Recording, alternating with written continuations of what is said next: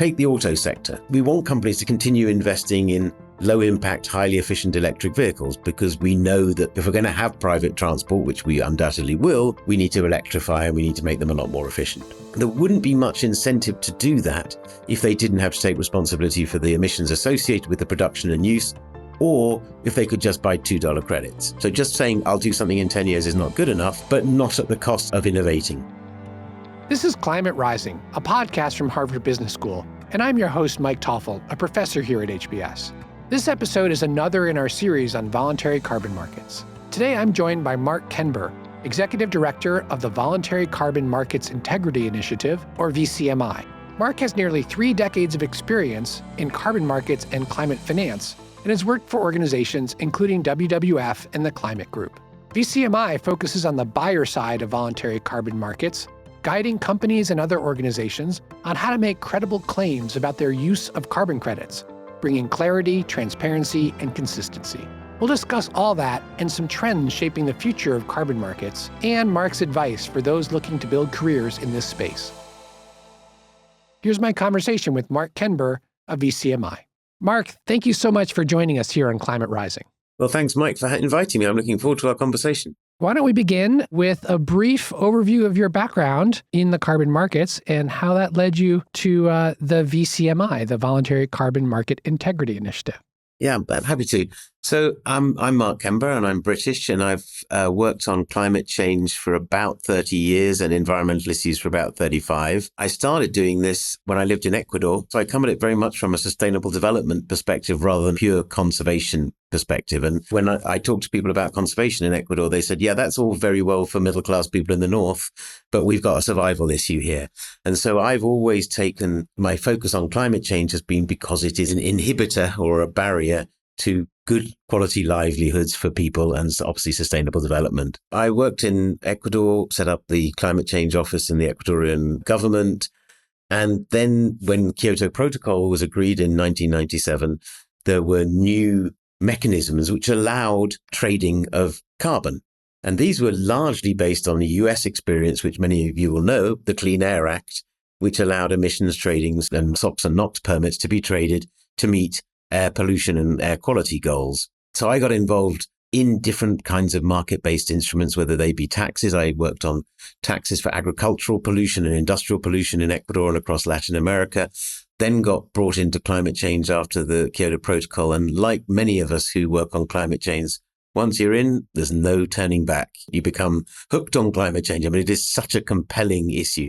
It's a shame that it's also a potentially catastrophic issue because if you're interested in politics or economics or behavior or any aspect of life, climate change is there. And I've always believed that while capitalism is probably one of the, if not the drivers of climate change, the expectation, given how successful capitalism is and has been in many other regards, to assume that someone else is going to create the revolution that's going to change all of that is probably not very sensible and wishful thinking.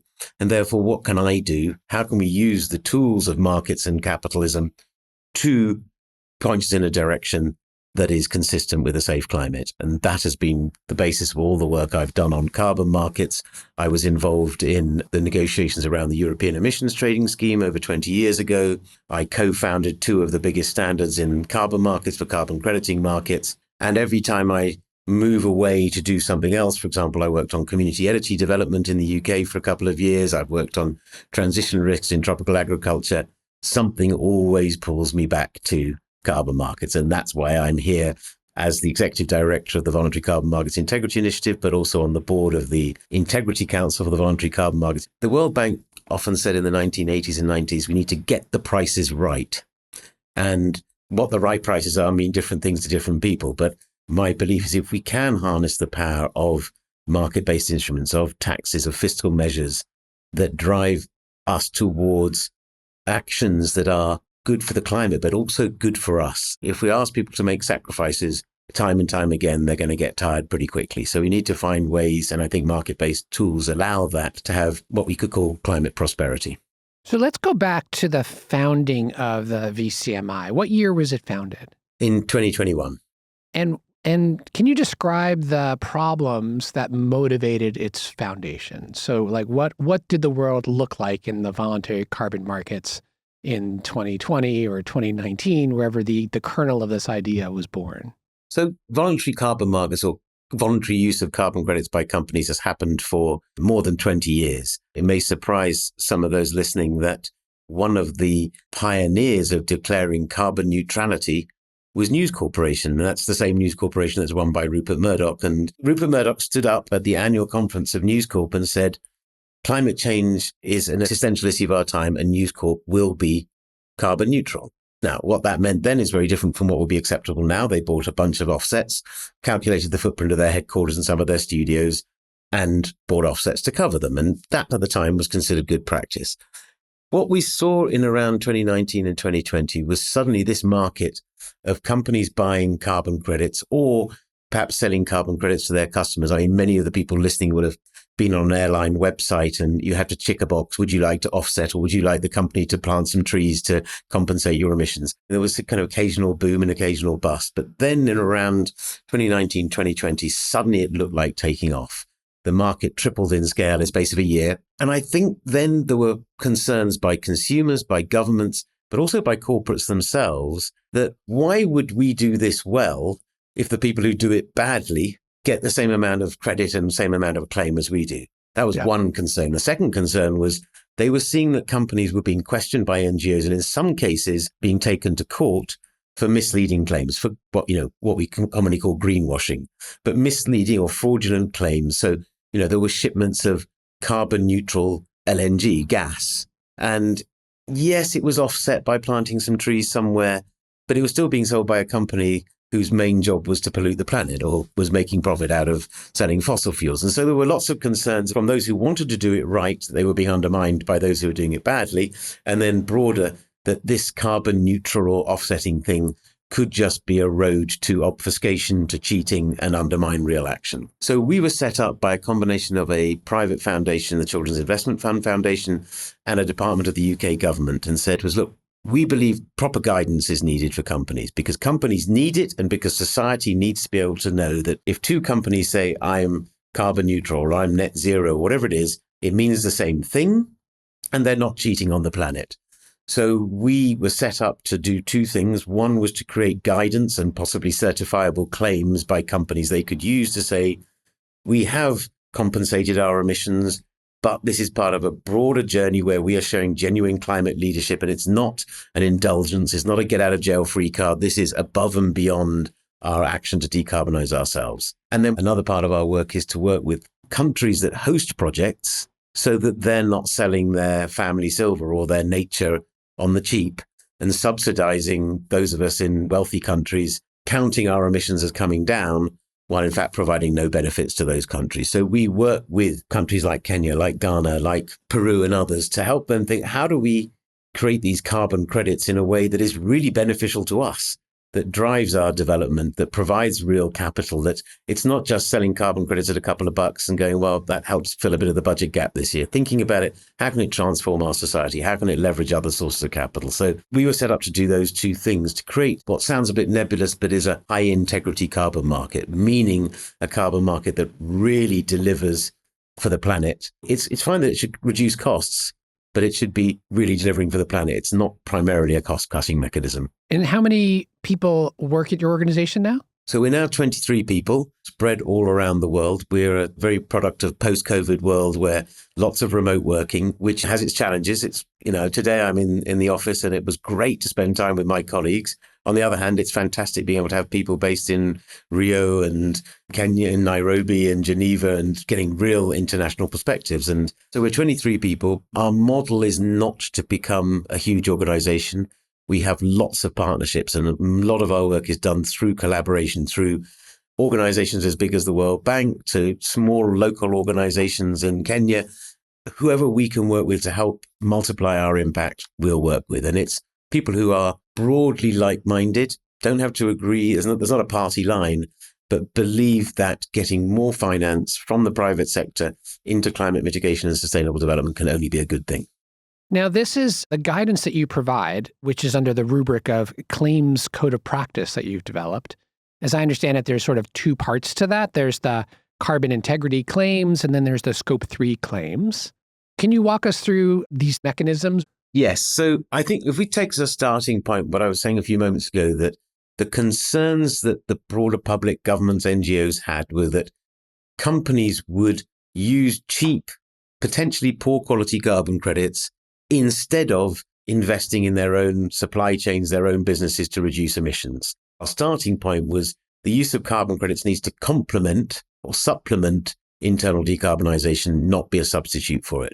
And therefore, whether they're claims or guidance, the first step are what we call foundational criteria, which are basically a set of criteria which define what is corporate good practice on climate change. They're the sort of things that we would all expect, that a company knows what its emissions are, so it's got its footprint, that it's got a target to reduce those emissions over time in line with 2 degrees, 1.5 degrees, the Paris Agreement, but it's something that is consistent with what science says needs to be done, that they're actually allocating capital to that. It's all very well to stand up at Davos or wherever it happens to be and say, yeah, I commit to net zero, and then forget about it on the plane home.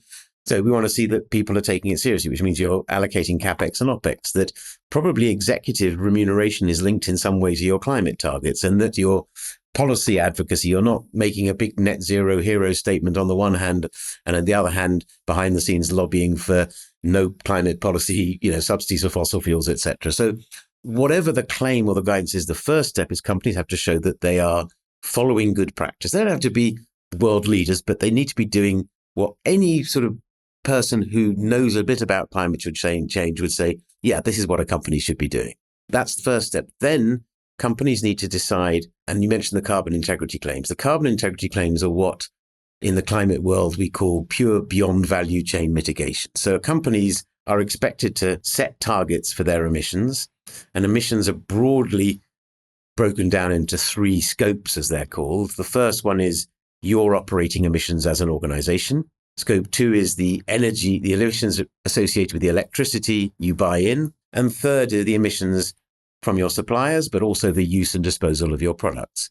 And good practice says that companies at a minimum should cover the first 2, but really for best practice leading companies, they should be covering all 3 scopes. And if you think that for many companies, 60-70% of their emissions are in their scope 3, that's either the suppliers or the use of their products, it's really important that companies do take that seriously. And if you think of some of the world's largest companies, they influence hundreds of thousands of suppliers around the world. The carbon integrity claims require companies to show that they are either meeting their targets or that they are on track to meeting their targets. And then they buy carbon credits, and we require them to meet a minimum standard. I mentioned before the Integrity Council for the Voluntary Carbon Markets. So that's our sister organization on the supply side of the market, which sets standards for what a good carbon credit needs to look like. So we require companies to use those what are called core carbon principle labeled credits, and then they can use those to offset or compensate between 10 or 50% of their remaining emissions. They are carbon integrity silver, between 50 and 95% carbon integrity gold, and above that, carbon integrity platinum. And there's a logo, and they have to provide information which has to be in some cases just publicly disclosed, and in other cases independently third-party validated. 2 companies, Bain & Co., the consulting firm, and Natura & Co., Latin America's biggest cosmetics firm, have made carbon integrity platinum claims. So they've been through every step. But there are a limited number of companies at the moment that can do that, because reducing your scope 1, your scope 2, and your scope 3 emissions in line with a net zero world in 25 years' time is not easy. And yes, we can argue, and I have argued many times, that if companies actually started when we started talking about climate change, that's to say 30 years ago, it would be a lot easier. But we have to start from where we are. Many companies have done nothing or have done very little. And though getting those emissions down by 5-6% every single year is no easy task.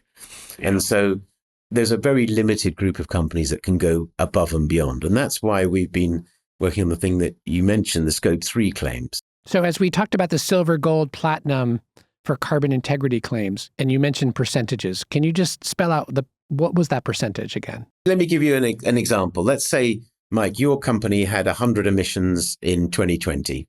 Yeah. And your emissions should get to 50 by 2025. So you had to cut them in half by 2025. That's my target, you're saying. That's your target. And for these carbon integrity claims, you have succeeded in doing that. So you've reduced them from 100 to 50, but you still have 50 emissions. And you say, as a responsible corporate, I'm going to take responsibility for those remaining 50 emissions.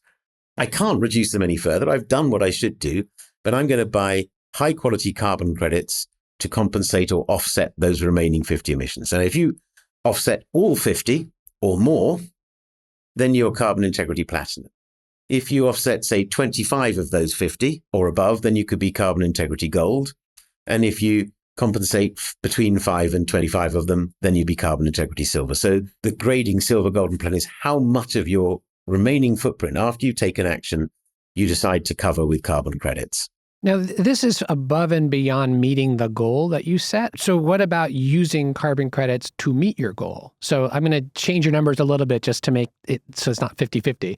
If you start with 100 and you have a goal of reducing by 40, so you're hoping to only have 60 tons left at the time of your goal, what some organizations are doing is to achieve that 40 reduction, they're doing some internal work and they're purchasing offsets or carbon credits to offset the remainder to make that goal of 40. You're talking about the remaining 60 in my numbers, but what about the initial 40? Exactly. So the carbon integrity claims are for those, it's real leadership action. So the ones who are going above and beyond meeting their targets. The case you talk about is absolutely much more prevalent. Most companies are not meeting their targets by their own efforts alone and are not on track to. So I assume many of your listeners will have heard of the Science Based Targets Initiative, which has 9,000 or so companies, leading companies who have set pathways and targets. Most of the short-term targets for 2030, an analysis that we did and that has been corroborated by many others is that as many as 70% of them are not on track to meet their Scope 3 targets and will not meet their Scope 3 targets in 2030. And so the question we then ask is, well, do we get to 2030 and those companies go, sorry, I tried, and that's the end of it? Or should they find other ways to take responsibility and then potentially create internal prices of carbon? So our argument and our Scope 3 claim that you mentioned is that would allow companies to use with certain safeguards. So not just use carbon credits willy-nilly without control, but if they've made significant effort to reduce their emissions, but for reasons that really are beyond their control, either because the technology is not available or because, things have happened in the market, that energy prices have changed or the suppliers aren't able to supply net zero, low carbon goods. They should then not only have the potential to, but should be required to use carbon credits to bridge that gap. So if you were supposed to get from 100 to 40 and you could only get to 60, then I don't think it's acceptable that you say, sorry, I tried. There are mechanisms such as carbon credits to offset that remaining 20. Now, you wouldn't want to say, Mike, just go ahead and buy offsets and don't do anything, because in the end, we need you as a company to reduce your emissions because that drives technology change. It drives change up and down your supply chains. It probably makes you think about the lower carbon products you're going to produce for your consumers and so on and so forth. So it's not either or. And this is the heart of a exceptionally febrile debate at the moment between those who believe that any use of a carbon credit to meet a target, any use of an offset to meet a target, means that a company is evading its responsibilities, it's trying to cheat the system, it's misleading the public, despite the fact that in almost all reporting systems, carbon credits and internal decarbonization have to be reported and labeled separately. But so there's that view. And then there's the view that we need carbon credits because that's the only way to channel finance to countries that host projects.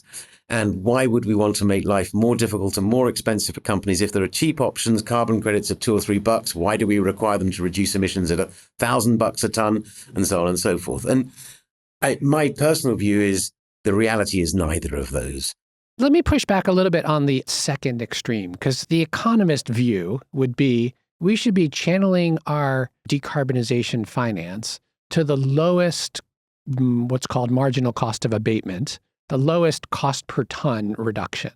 And if that's a $2 per ton project in a different country, compared to the example you gave, $1,000, but imagine even $100 of spending on internal decarbonization, the economic efficient solution would be to go ahead and do that, even if it's all of the emissions to meet your target. So if you're going from 100 to 40 and your internal options are maybe range from $60 to $200 per ton, but the market allows you to purchase say, $5 a ton options, if they're of high integrity, the economists would say, well, that's the efficient thing to do. Do it for all, at least in the short run. Help our listeners understand what the problem with that thinking is. Okay, so there are a number of issues. And I have to say, as an economist, albeit a lapsed economist myself, I don't entirely disagree with your analysis. But I think one is so from a purely economics perspective, there's a difference between a static view and a dynamic view. If we look only at any given moment of time, and you can guarantee the quality of the credits, and we may want to come back to that, then at any given moment in time, you might say, yes, you're absolutely right. Why would you want a company to pay $60 if it can pay $2 and the impact is the same? Yeah. But when you think dynamically, where does innovation come from? Where does technology change come from? Where does the drive to make products more efficient, to make them more efficiently, and so on and so forth? That doesn't happen if your internal price of carbon is effectively $2 a ton, because that's what you have to pay for carbon credits. And it doesn't drive R&D, it doesn't drive product development. And so that's the reason why we often talk about a balance between the two. Take the auto sector. We want companies to continue investing in low impact, highly efficient electric vehicles, because we know that if we're going to have private transport, which we undoubtedly will, we need to electrify and we need to make them a lot more efficient. There wouldn't be much incentive to do that if they didn't have to take responsibility for the emissions associated with the production and use, or if they could just buy $2 credits. So is the static versus the dynamic argument, which I think where that is kind of important as well is because often those who theorize or talk about carbon reductions in corporates assume some sort of straight line. And we know that life ain't based on straight lines. I mean, there are urban planners who've tried to create straight lines, and that's never been a great success. So, and we know that technology adoption is lumpy, prices are lumpy. And so that's where you can use carbon credits to smooth out the journey, or to say, okay, I'm going to take responsibility for my emissions now, because I know every emission every day counts. So just saying I'll do something in 10 years is not good enough, but not at the cost of innovating. Right. S-curves, adoption curves are not linear. Exactly. And I think most companies who have taken the plunge on this would say, actually, we don't want to just offset. Many of these actions that we take are beneficial to us. People often call energy efficiency the sort of the forgotten energy source, because that's the cheap way of reducing your energy bill. And, you don't invest in that if you can just offset it on the cheap. So that's why we have that combination. But we also recognize that, and I go back to the binary nature of the debate, that, companies aren't just doing the right thing or cheating. The gray area is where most of us live. And in our proposed claim on Scope 3, which we'll be publishing in the next few months, it says that your reliance on carbon credits should decline over time. You need to demonstrate that you're investing in overcoming the barriers and you'll get onto a net zero aligned pathway. If I continue to take a target and fail, I'm going to get accused and I'm going to get attacked much more than not having taken on a target in the first place. And that's got to be a perverse incentive. Totally. It's not only that there's no benefit, it's that there's risk actually in trying to strive to be a more aggressive carbon reducer, which is definitely ironic. And that's why in the last 2 or 3 years, this word greenwashing has suddenly appeared. Companies used to blazon their environmental and sustainability achievements. And now more and more companies are saying, yeah, we're doing a lot, but we're not telling anybody about it. So let me ask 2 more questions here. So for those organizations that are earning the silver, gold, or platinum ratings as you're describing, 2 questions on that. One is that only at the organization level, or could that be at the product level? And then the other question is, where are they bragging about having achieved this? Are these labels they're affixing to products? Are these things they're putting on their website? Is it more on your website where you're listing those who have achieved these standards? So when we started, we were looking at labels for organizations as a whole and for products and services. There are already some protocols for products and services, but very quickly, regulators, whether they be consumer protection regulators or advertising regulators, immediately got this area in their crosshairs and have probably gone stricter than I would have done, but they're putting regulations in place. And I've often advocated that we're a non-profit with voluntary initiatives. If these things really are going to bite, they have to be managed by policymakers and regulators. And I mean, if you look in the European Union, there's a policy called the Green Claims Directive, which is currently being negotiated, and that is about products and services. And it very clearly says you cannot say that a product is climate friendly or good for the climate if you've used offsets to achieve that. Now, I don't 100% agree with that, But that's the rule they've taken. So in a way, the wind was taken out of our sails on that by regulators around the world. And that's not a bad thing. There was also a concern that you might have a company who say, let's say it makes a toothpaste and it has its net zero or climate friendly toothpaste, and the rest of the company is a climate disaster. Should it be benefiting from extra sales of this toothpaste while everything else it's doing is counter to climate action? So our labels are for organization wide. They can display them on all their marketing materials on products, but they have to say, let's say it's Natura & Co., a carbon integrity platinum organization, not that the product is that per se. So both Bain and Natura, who have carbon platinum claims, have them on their websites. They put them on their marketing materials. And Natura in particular talks a lot about it. And it says to us that it attracts better staff. It has people who are motivated by purpose as well as salary and so on. It has helped them grow market share. There is a demographic in 16 to 35-year-olds who want the cosmetics and products that they buy to be, if not good for the planet, at least not bad for the planet. And there's still value in that. I was talking with colleagues just before talking to you that what we found in the last 5 or 10 years, and this may resonate with some of your listeners, is that those things that were considered badges of honor or symbol 5 or 10 years ago, yes, I recycle, or yes, I buy zero impact toilet paper or whatever it happens to be, people aren't shouting about that anymore.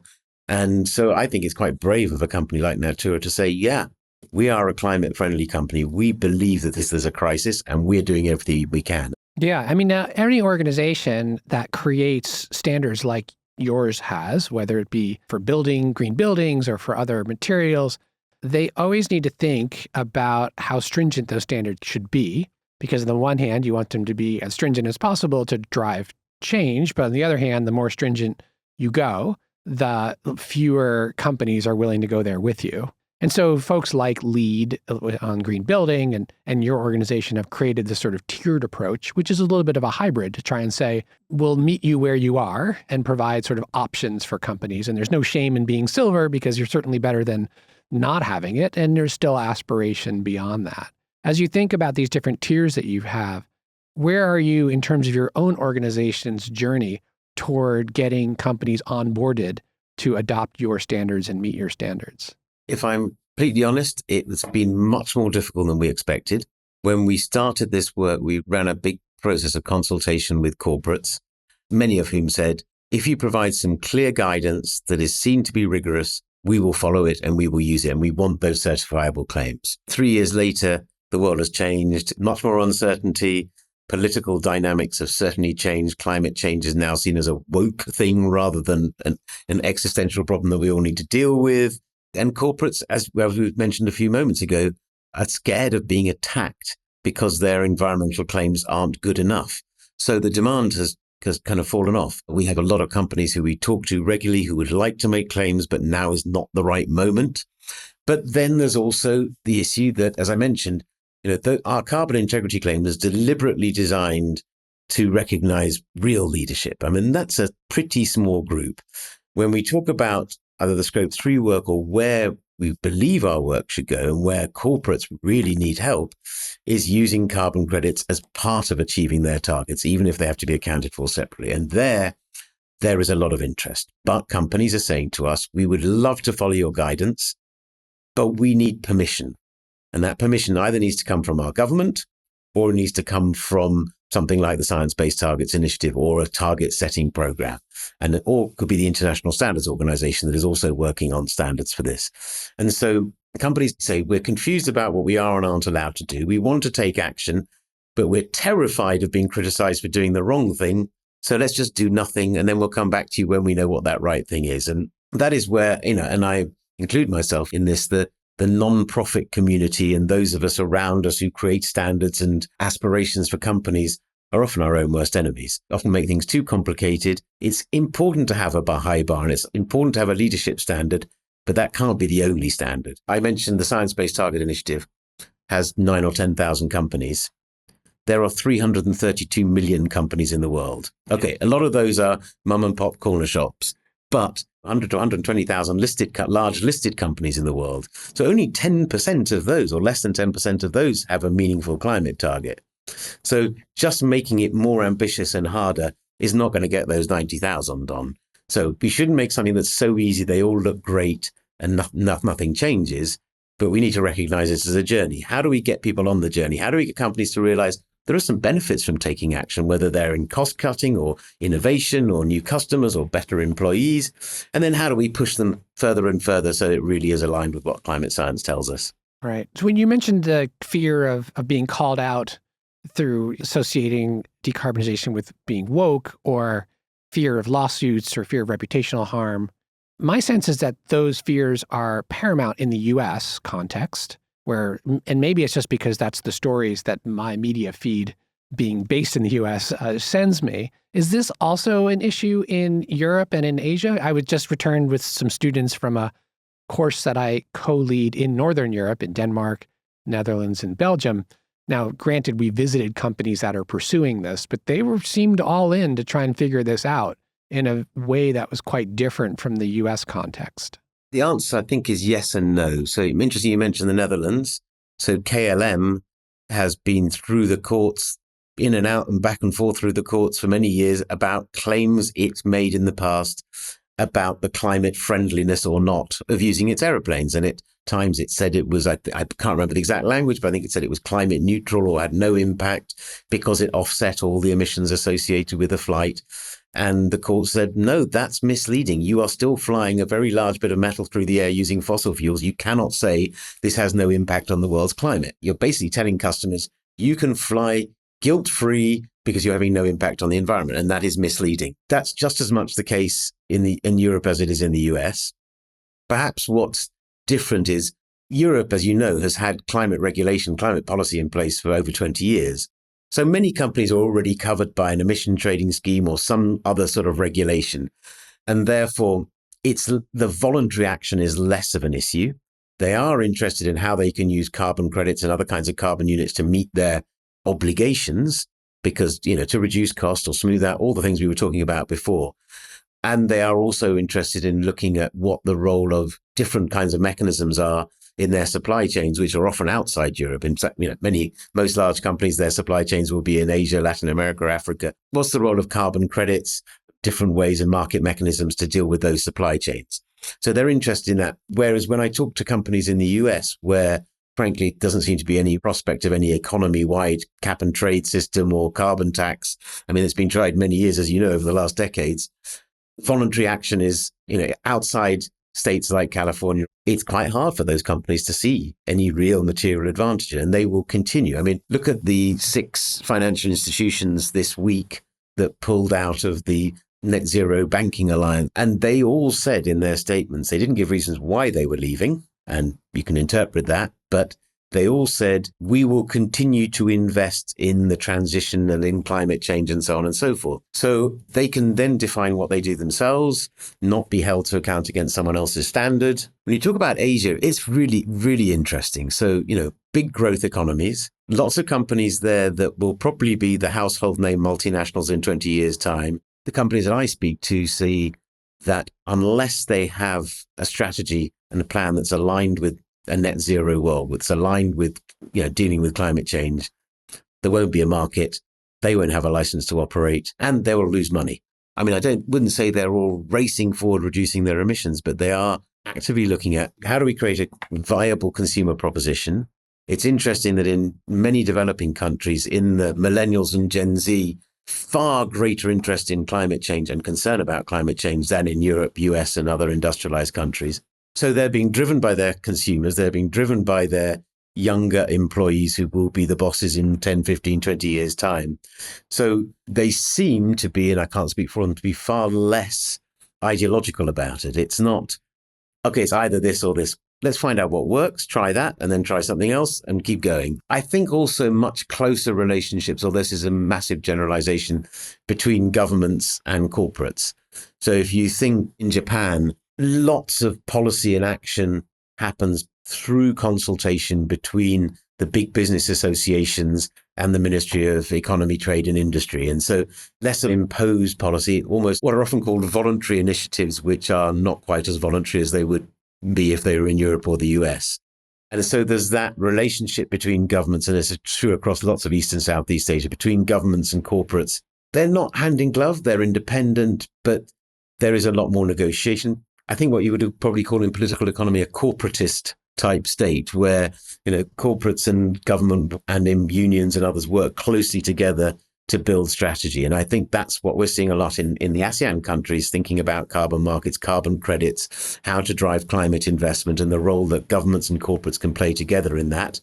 Try out new things, start voluntarily, ramp up the things that work, forget quietly about the things that don't work so well. I mean, it's a pretty exciting approach. And so I think it's less ideological and there's less concern about sort of greenwashing and green hushing than perhaps there is in Europe and the US. Interesting. Well, let's continue on this theme of looking ahead. Let's talk a little bit about Article 6 and the blurring of voluntary markets and regulated markets and this emergence of this mitigation contribution unit. And then I know you have some examples like the Singapore story. Quick bit of background. Article 6 is an article in the Paris Agreement, which was agreed in 2015. And Article 6 is a set of mechanisms that allow countries to cooperate with each other to meet their targets. And cooperation is a general term for broadly market-based mechanisms. So if you're a country, Mike, and you have a target and it costs you 200 to meet your target and I can reduce emissions at 50, I'll send you some of my emissions and then we both meet our targets. And it's the same as an emissions trading scheme for corporates, but it happens at country to country level. But one part of Article 6, known as Article 6.4, which is now called the Paris Agreement crediting mechanism, allows corporates to invest in projects anywhere in the world, but broadly speaking, it'll be emerging markets and developing economies. And those could be projects such as reforestation or restoration of degraded lands, protection of forests, shifting from dirty energy to clean energy, cleaning up transport systems, clean cook stoves for people who don't have access to good clean cooking and are deforesting as a result. You can invest in those projects like any other offset project. The difference being that because these transactions happen on a country-to-country level, there has to be double entry accounting.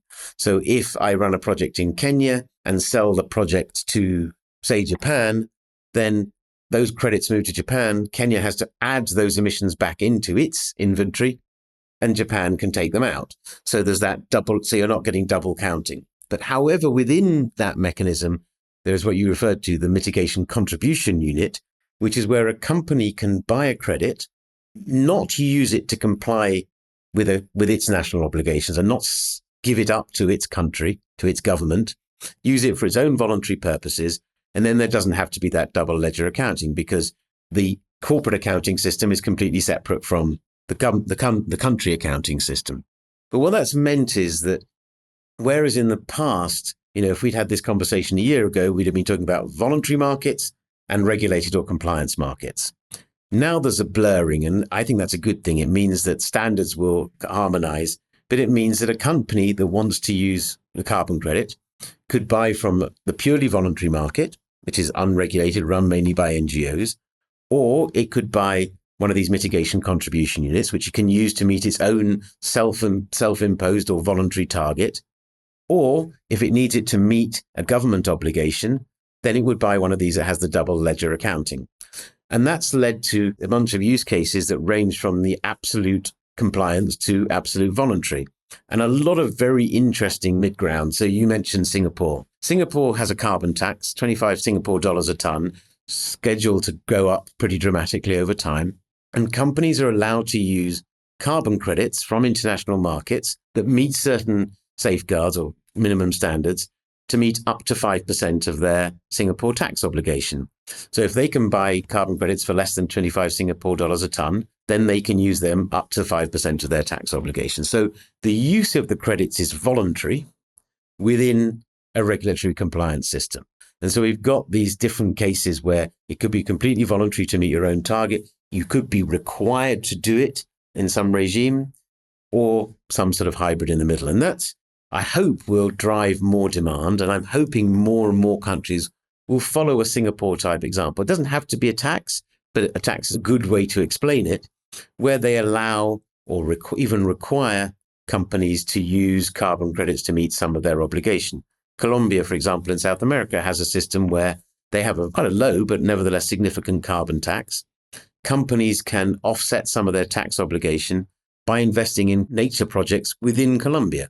So there's no question of double entry ledger accounting, but it gets private capital from Colombian companies into protecting Colombia's forests, restoring forests and other natural environments. And so that's a good way of channeling private sector finances, particularly in a country that doesn't have a huge public sector budget and has got more urgent needs like poverty alleviation, hunger, and so on and so forth. Get private sector money into projects that allow them to meet their obligations, but also benefit the country. And so that's where the shift from talking about compliance versus voluntary, and it's a false dichotomy. There are different shades of grey. I think this is a phrase I've used a lot throughout this conversation. There's a lot in the middle. And I think that's where we can assuage a lot of the concerns people have about integrity. I mean, if you take the Singapore tax, if you're spending $25 a ton, something that looks like it'll rise to $50 to $100 a ton, you can't accuse those companies of taking the easy way out. They are going to reduce every emission they can that costs less than $100 a ton, and they'll use carbon credits, but it's only 5%. They're capped at 5%. Capped at 5%. And if you look at what's called the marginal abatement cost curves of companies, so the schedule of how you reduce emissions if you're a company, we know that last 5 or 10% is the really expensive stuff. And if you look at it in your home life, it's the same thing.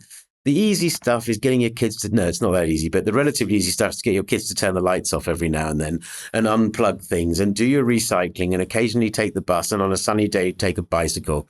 The difficult stuff is when you have, shall we not have a family holiday this year? We're going to give up eating meat or whatever it may be. And those are the expensive and difficult things. And it's the same from companies. So if you allow them that last 5-10%, use high quality carbon credits, but then raise ambition as a whole overall, then you're getting a win-win both for the companies and for the planet. And that's after all what we're all about.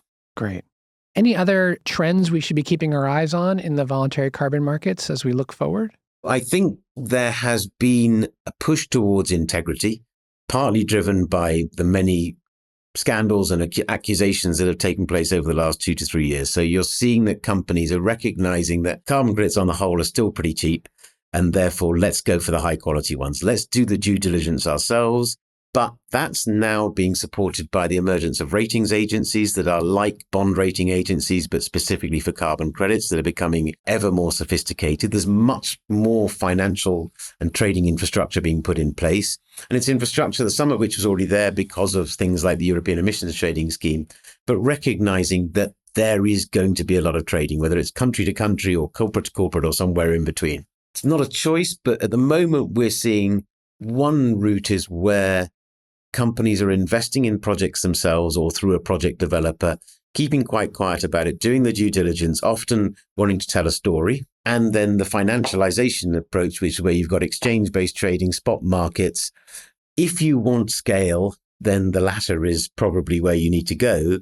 But if you want confidence and you don't want to have to go in greenwashing, then companies are going to actually do everything they possibly can to make sure they're bulletproof. But what we're seeing in the market is there is now, for the first time ever, a premium for credits that are, for example, certified by the Integrity Council of the Voluntary Carbon Market, and projects that are expected to be certified under Article 6 of the Paris Agreement. So those are considered more reliable, and therefore companies are prepared, the margins are small, so companies are prepared to pay that extra bit to make sure that they're getting something that is perceived to be quality. So I wouldn't call it a race to quality, but there's definitely a trend towards higher integrity. I think that the biggest determinant of what happens over the next 1, 2, 3 years will be decisions by those, whether they be policymakers or voluntary non-profit organizations, decide whether and how companies can use carbon credits as part of their decarbonization journeys.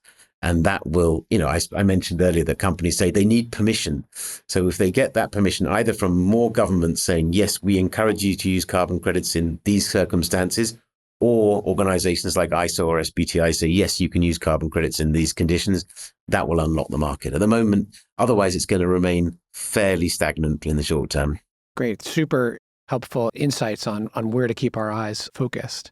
As we think about those listeners or viewers who might be interested in learning more about this space and working in this area, either as a developer or as a broker or in an NGO trying to advocate for higher quality, what advice do you have for folks looking to get into this space? What resources should they be keeping their eyes on? So my first bit of advice, and this is what I say to all the colleagues in my organization, is start by reading things you disagree with, as well as the things you agree with. Because as I've mentioned a couple of times, this has become a very polarized ideological debate. And the answer, if there is such a thing as an answer, is not in the either extreme. It's in the nuance, and we're often uncomfortable with nuance. But so first thing is understand the nuance, understand that what works in the steel sector may not work in the agriculture sector, and therefore they may need different approaches under a common umbrella.